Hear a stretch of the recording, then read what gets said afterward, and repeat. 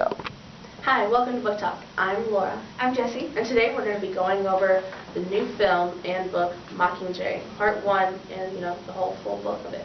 So if you don't want spoilers, turn off your screen right now because there's going to be a lot of them. Alright, so in the film, Mockingjay, Part 1, I absolutely adored this film. Because I've read the book. The Hunger Games, to me, is like a series of my soul. It's like a feeding to my inner essence, and I just love it. I can't help it.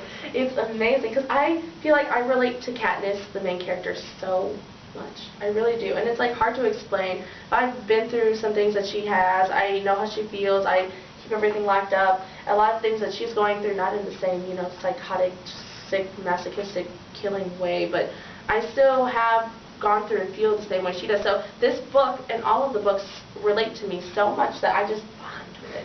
And in this book, I was so impressed with the way they filmed it and how they had it placed, and even, those weird little movie tweaks that they put in for people who don't read the books, those stupid people that don't read the books.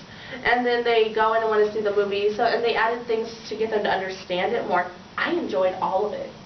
I thought it was excellent. See, I liked most of it. It's been a really long time since I read the book when I went to see the movie, because normally I reread it, but to be perfectly honest, I hate Katniss, so I didn't reread the book when I went to see it. And there were certain things, because I went to see it with a friend, and she was pointing out, she's like, oh yeah, that wasn't in the book. And as I was watching it, I was remembering a lot of it. And there were certain things that I liked that they added, and then certain things that I didn't. Because there are some things that won't fit when they go to book 2.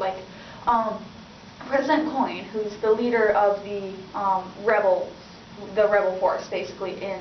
and the president of District 13. Yeah, in Pan Am. District 13 is alive, by the way. She is supposed to be, super mean and rude to Katniss. She doesn't like Katniss.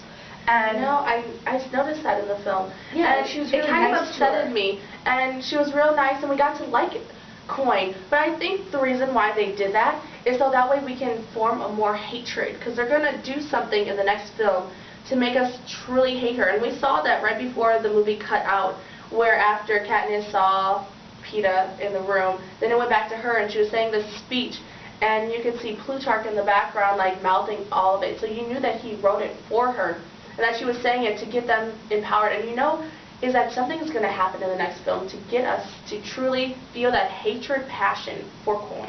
But see, I thought it was more powerful, because the characters that you like and then you switch to hating, you're kind of gonna automatically hate less when you do start hating them, because you're like, well, at the beginning they did this and this and this, and they were pretty good, and now they're just kind of jerk.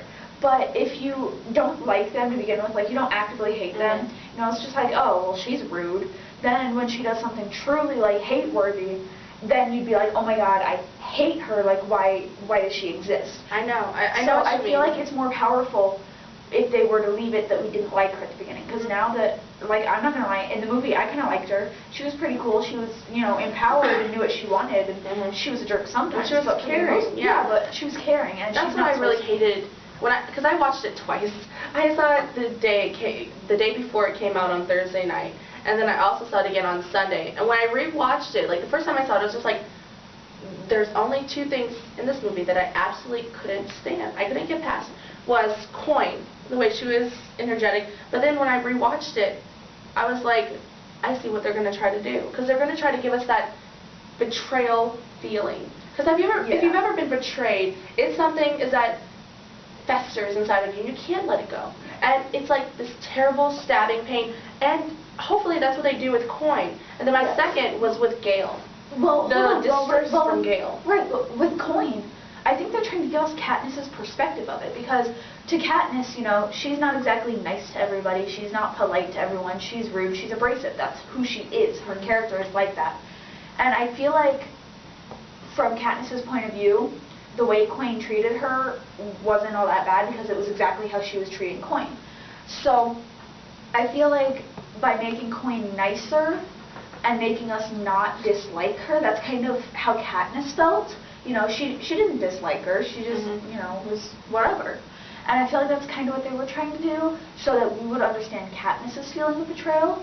But I feel that wasn't how the author intended it, Yeah. It wasn't supposed to be like that.